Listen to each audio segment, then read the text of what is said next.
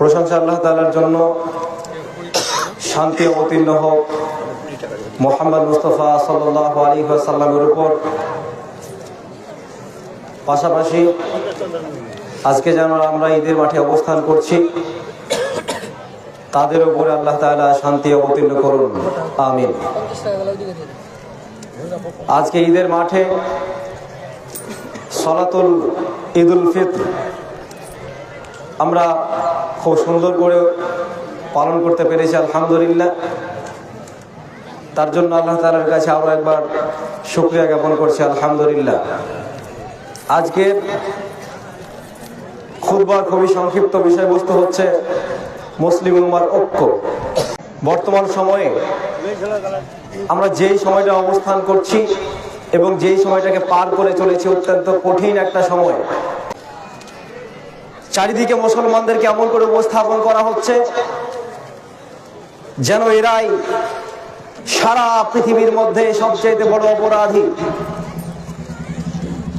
এদের চেয়ে নিকৃষ্টতম জাতি পৃথিবীর মধ্যে কেউ নেই, তেমন ভাবে উপস্থাপন করা হচ্ছে। অথচ ইসলামের আবির্ভাব ঘটেছে সারা পৃথিবীতে শান্তি প্রতিষ্ঠা করার জন্য। তথাপি আজকের দিনে আমাদেরকে এত নোংরা ভাবে উপস্থাপন করা হচ্ছে কেন? আমার মনে হয় যে আমাদের কর্মের ফল এগুলো। কর্মটা কি করেছি? যে কর্মটা আমরা করেছি, এই কর্মটা অত্যন্ত জঘন্যতম কর্ম। আমরা নিজেরা নিজেদের মধ্যে ফাটল তৈরি করে দিয়ে, নিজেরা নিজেদের থেকে সরে গিয়ে, বিভাজিত হয়ে গিয়ে শক্তি হারিয়ে ফেলেছি। যদি আমরা আগের মতো আগের জায়গাতে যদি এখনো পর্যন্ত না যাই, ঐক্যবদ্ধ জায়গাতে যদি না যাই, তাহলে আমাদের পরিণতি আরো কঠিন ভয়াবহতম হতে যাচ্ছে। আল্লাহ তাআলা সূরা আল ইমরানের মধ্যে বলছেন, ওয়াতাসিমু বিহাবলিল্লাহি জামিআ ওয়া লা তাফাররাকু। তোমরা কি করো? আল্লাহর রজ্জুকে শক্ত করে আঁকড়ে ধরো। ওয়া লা তাফাররাকু, এবং তোমরা কি করো না, নিজেদের মধ্যে বিভাজন করো না, নিজেরা পৃথক হয়ে যেও না। আল্লাহ বলছে এটা। আর আজকে আমাদের মধ্যে ভাই ভাই বন্ডিং নেই, মা ছেলেতে বন্ডিং নেই, বাপ ছেলেতে বন্ডিং নেই, চাচা ভাতিজার বন্ডিং নেই, বউ শাশুড়ির মধ্যে বন্ডিং নেই, শ্বশুর জামাইয়ের মধ্যে বন্ডিং নেই। যেটুকু আছে শুধুমাত্র স্বার্থের কারণে আছে, বাইরে কিছু নেই। আজকের দিনে আমার পাশে আমার ভাই যখন মার খাচ্ছে ট্রেনের উপরে, তখন আমি মুচকি হাসছি, মুচকি হেসে উল্টাপাল্টা আচরণ করছি আমরা নিজেরাই। আমাদের মনের মধ্যে, অন্তরের মধ্যে এতটুকু দাগ কাটে না যে আমার ভাই মার খাচ্ছে, আমার একটু কষ্ট হওয়া উচিত। এই কষ্টটুকু আমরা অনুভব করি না কেন? বুঝে নিতে হবে আপনার দ্বারা অনেক ক্ষতি হয়ে গিয়েছে, আপনি তাকে নিজের মতো মনে করেননি। আপনি আল্লাহ তাআলা বলছেন, ইন্নামাল মুমিনুনা ইখওয়া। আল্লাহ বলছে নিশ্চয় মুমিনরা হচ্ছে ইখওয়া। যত পৃথিবীতে মুমিন আছে, যত পৃথিবীতে মুমিনা নারী আছে, সমস্ত মুমিন মহিলা এবং পুরুষেরা সবাই একে অপরের ভাই বোন। আল্লাহ বলছে এটা। ফাসলিহু, অথবা তোমরা তোমাদের ভাইয়ের মধ্যে সম্পর্ক যেটা আছে ভেঙে গিয়েছিল, সে তার মধ্যে একটা সমাধান তৈরি করে দাও। লাআল্লাকুম তুরহামুন, যাতে করে তোমরা কি করবে? আল্লাহর রহমত অর্জন করবে, আল্লাহর দয়া পাবে তোমরা। কাজটা কি? আমাদেরকে মনে করতে হবে যে আমার ভাই ওখানে যে মার খাচ্ছে, হতে পারে সৌদি আরব, হতে পারে ফিলিস্তিন, হতে পারে বাংলাদেশ, হতে পারে কুয়েত, বাহরাইন, যেখানে যেখানে আমাদের ভাইরা আমার খাক না কেন, মনে করে নিতে হবে যে ওটা আমার ভাই মার খেয়েছে। এইখানে দাগ কাটতে হবে, এইটা আপনাকে অর্জন করতে হবে এবং ভাবতে হবে যে ওই যে ভাইটা আজকে এই অবস্থার মধ্যে পড়ে আছে, আমার কি করার দরকার আছে। আজকে এখানে আমরা সবাই ঈদ করছি আনন্দের সাথে, আলহামদুলিল্লাহ। আলহামদুলিল্লাহ বলে এত সুন্দর করে ঈদ পালন করছেন। ফিলিস্তিনি থেকে তাকিয়ে দেখেন তো, ফিলিস্তিনে আপনার ভাইগুলো কিভাবে, শিশুগুলো কিভাবে লাশের পর লাশ কাতারে কাতারে পড়ে আছে। ঈদের মাঠে যাওয়ার মতো সুযোগ নেই, ইফতার করার মতো একটুকুলো খেজুর নেই, পানি নেই। তারা কিভাবে তাদের জীবনটাকে চালাচ্ছে, আপনি ভাবনা চিন্তা করেছেন? আপনি ভাবছেন না কেন? আপনি নিজে থেকে শেষ হয়ে গিয়েছেন, আবার নতুন করে উজ্জীবিত হতে হবে আপনাকে। হাদিস চলুন, হাদিস কি বলছে? আল মুসলিম আখুল মুসলিম। হাদিসে বলছে, সহিহ বুখারী 2442 নম্বর হাদিসে বলছে, আল মুসলিম আখুল মুসলিম, একজন মুসলিম অন্য মুসলমানের ভাই শুধু। তারপর কি বলছে? লা ইয়াজলিমুহু ওয়া লা ইসলিমুহু, তোমরা তাদের উপর জুলুম করবে না, তাদেরকে শত্রুর মধ্যে রেখে দেবে না। তাদেরকে যখন মারছে তাদেরকে যখন অত্যাচার করা হচ্ছে তখন আমাদের উচিত তাদেরকে নিয়ে ভাবনা চিন্তা করা। তারা যখন কিছু খেতে পাচ্ছে না আমাদের উচিত তাদেরকে নিয়ে ভাবনা চিন্তা করা। তাদেরকে নিয়ে চিন্তা ভাবনা আমার মাথার মধ্যে আসা উচিত, এটা দায়িত্ব, কর্তব্য।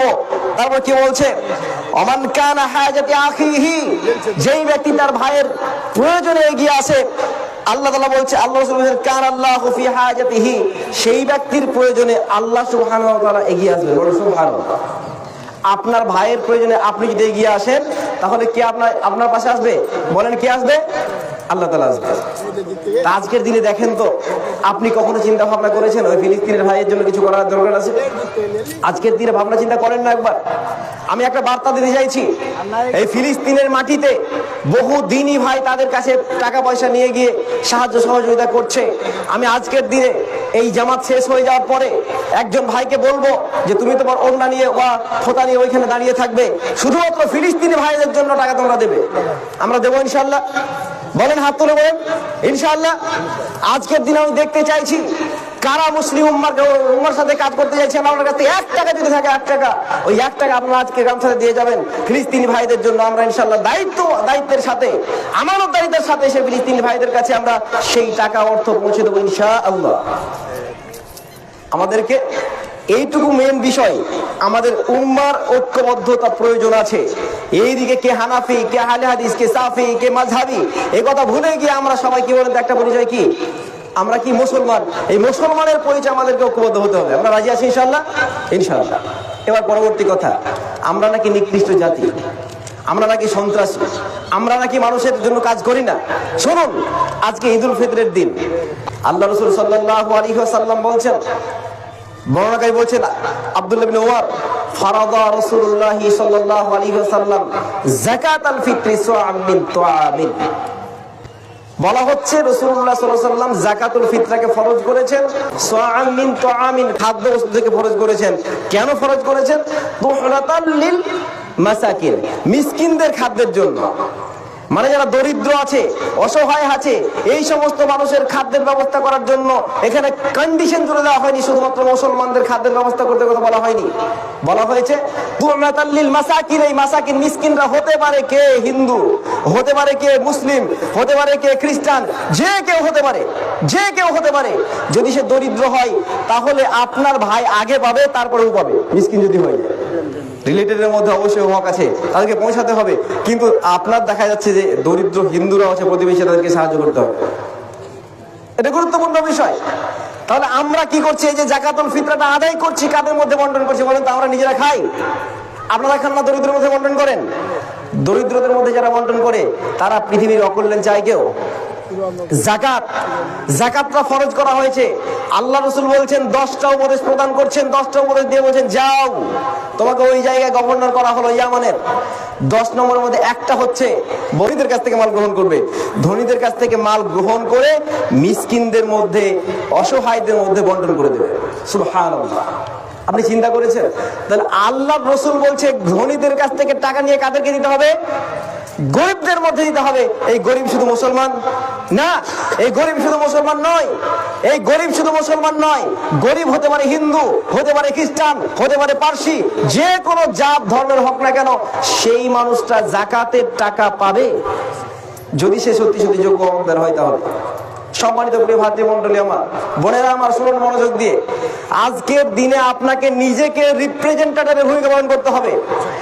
আপনি একজন মুসলিম মহিলা, আপনি একজন মুসলিম পুরুষ, সর্বপ্রথম আপনার পরিচয় এটা। আপনি যেখানে যান, রাজমিস্ত্রি যান, শিক্ষকতা করেন, যেখানে সেখানে যান, কিন্তু আপনাকে পরিচয় দান করবে কিসের? মুসলমান। মুসলমান যদি হন, আপনার কর্মকাণ্ড কেমন হওয়া উচিত? ভদ্র, নম্র, শান্ত, শিষ্ট, অহিংস্র হতে হবে। কেউ একজন বলল, কেউ একজন মসজিদের সামনে গিয়ে দাঙ্গা লাগানোর জন্য হাজার হাজার স্লোগান দিচ্ছে, ডিজে বক্স বাজাচ্ছে। আমি জানি এটা অন্যায় করেছে, কিন্তু এই মিডিয়া, হলুদ মিডিয়াটা বলবে না যে তারাবি চলছে ওই সময়তে মসজিদের সামনে দাঙ্গা লাগানোর জন্য যারা করেছে এরা কোনো মানুষ না, সন্ত্রাসীরা বলবে না। এরা আসলেই তো সন্ত্রাসী মানুষ নয়। প্রথমত মুসলিমদেরকে উত্তপ্ত করে ওই আগুনের মধ্যে আমাদেরকে নিমজ্জিত করে আমাদেরকে পুরাতে চাইছে। আজকের দিনে দেখছেন না, আমাদের কিছুদিন আগে এখানে একটা অন্যায় জয়শ্রামকে কেন্দ্র করে কি হলো? মুসলমানরা ঝাঁপিয়ে পড়লো আবেগের বসে, কোনো আগা পিছা ভাবনা চিন্তা করলো না, চলে গেল। তারপরে লাগাতার মুসলিমদেরকে অ্যারেস্ট করলো। কি করেছে? তারপরের দিন আপনাদের ঠিকই কারো পাওয়া যায়নি। আবেগ দিয়ে চলবে না, বিবেক দিয়ে ভাবতে হবে আপনাকে। আবেগ নয়, ভাবনা চিন্তা করেন আপনার করা দরকার কি। ওই জায়গাতে বেলডাঙ্গাতে কি হলো? বেলডাঙ্গাতে তারাবি নিয়ে আপনার তারাবি চলছে, ওই সময় জয় শ্রীরাম ডিজে বক্সের আওয়াজ চলছে। আর মুসলমানরা তারপরের দিন কি করলো? তারপরের দিন একটা ভালো একটা মানে জমাতবদ্ধ ভাবে ওখানে গিয়ে গ্রামের মধ্যে গিয়ে ওরা প্রতিবাদ করলো, প্রোটেস্ট করলো। এর প্রোটেস্ট করতে গিয়ে এদের অন্যায় হয়েছে। ওটাই তো ওরাই চেয়েছে। আমরা বলছি একটা গুরুত্বপূর্ণ কথা শুনুন, ইসলাম আপনাকে আইন হাতে তুলে নিতে বলে না, ইসলাম আপনাকে নিজে অপরাধী হতে বলে না। যদি অন্যায় করে কেউ, তার জন্য প্রশাসন আছে, প্রশাসনকে সাহায্য করবেন, প্রশাসন সহযোগিতায় আপনাকে এই কর্মগুলো থেকে আপনাকে দূরে থাকতে হবে, তাদেরকে প্রতিরোধ করতে হবে। যদি কোনোদিন কেউ ইসলাম সম্পর্কে কটূক্তি করে, যদি কেউ হাঙ্গামা আচরণের চেষ্টা করে, তাহলে আপনারা অন্তত পক্ষে ওই সময় শান্ত থাকবেন, নম্রভাবে ভদ্র থাকবেন, একদম শান্তভাবে থাকবেন এবং ওইভাবে শান্ত থেকে প্রশাসনকে ফোন করে ব্যবস্থা নেবেন। নিজেরা আইন হাতে তুলে নিতে যাবেন না, ক্ষতি হবে এটা। এবার দ্বিতীয় কথা, নিজেরা মুসলমানের ইসলামের রিপ্রেজেন্টেটর কিভাবে হবে? এক, মুসলমানরা একটা জিনিস নিয়ে চলবে, যদি পুরুষ হয় মহিলা হয় তাহলে তারা প্রত্যেকেই 5 ওয়াক্ত নামাজ পড়বে, 5 ওয়াক্ত নামাজ পড়বে। কিন্তু আজকে আমি ফজরে যেটা দেখলাম, গতকালকে ফজর পর্যন্ত দেখলাম একদম কানায় কানায় লোড হয়ে গেছে মসজিদ, কানায় কানায়। গতকালকে ফজর, আজকের ফজর নয়, আগের দিন ফজরের কথা বলছি। কিন্তু আজকে যখন ফজরের নামাজ পড়লাম তখন 5 কাতার হলো কেন? আপনি বুঝে নিয়েছেন যে আমাকে এই রমাদান শেষ, আমার নামাজটাও শেষ। নামাজ বললে চলবে না। আপনার 1 নম্বর পরিচয় হচ্ছে আমি মুসলমান। মুসলমান যদি হন তাহলে আপনাকে 1 নম্বর পরিচয়, ইসলামের মূল বিষয় হচ্ছে কালিমার পরে নামাজ। যদি কেউ নামাজ না পড়ে সে মুসলমান থাকে না। আজকে 30 দিন কেন, যদি সারা বছর সিয়াম রাখেন আর নামাজ না পড়েন, সিয়ামও তো কাজে লাগবে না, মুসলমানই থাকবেন না। তাহলে 1 নম্বর কাজ কি? আপনার যতদিন এই 30 দিন পর্যন্ত নামাজ পড়লেন, আপনি 30 দিন নয় সারা জীবন নামাজ পড়বেন। আমরা রাজি আছি ইনশাআল্লাহ? বলেন ইনশাআল্লাহ। বলেন, হাত উঁচু করে বলেন আমরা মুসলমান হয়ে থাকতে চাইছি। হাত উঁচু করেন, আল্লাহ সবাইকে কবুল করুন। নাম্বার 2, আমরা তো পুরুষেরা সবাই বলছি নামাজ পড়বো, সবাই দেখতে পাবে, কিন্তু মহিলারা কি করবে? মায়েদের উদ্দেশ্যে বলছে আপনাদের নিজেদেরকে মুসলিম, একজন মুসলিম নারী হিসেবে উপস্থাপন করতে হবে। কিভাবে? আপনার 5 ওয়াক্ত নামাজ পড়বেন, পাশাপাশি কি করবেন? পর্দা করে চলবেন। আপনার চালচলন, আপনার চলাফেরা, আপনার বেশভূষা যেন এইটুকু পার্থক্য করতে সামর্থ্য হয়, সক্ষম হয়। আর যারা আমার প্রতিবেশী অমুসলিমরা আছে তারা আমার মতো নয়, বা আমি তার মতো নয়, তারা তার মতো আর আমি আমার মতো। এই জন্য আপনাকে শালীন পোশাক পরতে হবে, পর্দার সাথে চলতে হবে, ভদ্র পোশাক পরে চলতে হবে। আপনার হাঁটা, আপনার চলা, আপনার কথা, আপনার বার্তা সব কিছু শান্ত হবে, ভদ্র হবে, শালীন পোশাকে চলতে হবে। আজকে খুতবা খুব একটা লম্বা করছি না, আলোচনার প্রায় শেষ পর্যায়ে চলে এসেছে। আপনাকে একজন খাঁটি মুসলিম হিসেবে উপস্থাপন করার সবচাইতে বড় মাধ্যম পুরুষের জন্য নামাজ পড়া 5 ওয়াক্ত। 2, পুরুষের দাড়ি থাকবে, দাড়ি। প্রিয় ভাইরা আমার, যারা দাড়ি রাখছেন না, অনুরোধ করছি আপনাকে, দাড়ি কাটা বা ছোট করা এটা দুটোই হারাম। দাড়ি কাটা, ছোট করা দুটোই হারাম। দাড়ি কেটে ফেলা, ব্লেড দিয়ে চেঁচে ফেলা, আর কাঁচি দিয়ে ট্রিম করা দুটোই হারাম। এই দুটোই কাবিরা গুনাহ, করা যাবে না। অনুরোধ করছি, আপনার দাড়িতে আপনার সৌন্দর্য বাড়বে, তাহলে দাড়ি রাখেন। দাড়িতে খাঁটি মুসলমান হিসেবে আপনাকে পরিচয় পাওয়া যাবে, আপনার পরিচিতি বাড়বে, দাড়ি রাখেন। আমার অনুরোধ করছি এটা আপনাকে, এটা গুরুত্বপূর্ণ একটা শুনলে আপনাকে মানতে হবে, মানাটা জরুরি বলে মনে করছি। নামাজ আর দাড়ি রাখার চেষ্টা করেন, আর ভদ্রতা বজায় রাখেন। যেটা বলছিলাম আমি, ভাই ভাইয়ের সাথে সম্পর্ক ভালো রাখেন, বোন বোনের সাথে সম্পর্ক ভালো রাখেন, পিতা মেয়ের সাথে সম্পর্ক ভালো রাখেন। এগুলো শাশুড়ি বউয়ের সাথে, বউ শাশুড়ির সাথে, ননদ ভাবির সাথে এগুলো ভালো রাখতে হবে। যদি না রাখেন তাহলে নিজেদের মধ্যে সম্পর্ক নষ্ট হওয়ার কারণে শক্তি হারিয়ে ফেলেছেন। শক্তি, সিক্রেট কথা বলে শেষ করে দিচ্ছি। কথাটা কি? আমরা প্রত্যেকেই শান্তি চাই, চাই না? চাই। আমরা প্রত্যেকেই রিজিক বাড়াতে চাই, চাই না? চাই। রিজিক বাড়ার অন্যতম মাধ্যম হচ্ছে কি জানেন? আত্মীয়তার সম্পর্ক বজায় রাখা। রাসূল আকরাম সাল্লাল্লাহু আলাইহি ওয়াসাল্লাম বলেন, যদি তোমাদের মধ্যে কেউ চাও যে তোমাদের রিজিক বৃদ্ধি পাক, যদি কেউ চাও, তাহলে তোমরা নিজেদের সম্পর্ক অটুট রাখো, আত্মীয়তার সম্পর্ক অটুট রাখো। অর্থাৎ ভাই ভাইয়ের সাথে ভালো আচরণ করবে, ভাই বোনের সাথে ভালো আচরণ করবে, যার যেমন সাথে আচরণ করা দরকার সবার সাথে ভালো আচরণ করবে। সম্পর্ক যদি ভালো না রাখে তাহলে নিজেদের শক্তি যেমন হারায়, রিজিক কমে যায়। আমরা প্রত্যেকেই ইনশাআল্লাহ চেষ্টা করব আলোচনা শেষ পর্যায়ে প্রথম থেকে শেষ পর্যন্ত আমরা ঐক্যবদ্ধ থাকবো। 2, 5 ওয়াক্ত নামাজ পড়বো। 3, আমরা গরিব অসহায়দের পাশে দাঁড়াবো। 4, পর্দার সাথে জীবনযাপন চালাবো। আমার মেয়েদেরকে, আমার বোনদেরকে আল্লাহ আমাদের সবাইকে সে তৌফিক দান করুন। আমিন। আসসালামু আলাইকুম ওয়া রাহমাতুল্লাহি ওয়া বারাকাতুহু।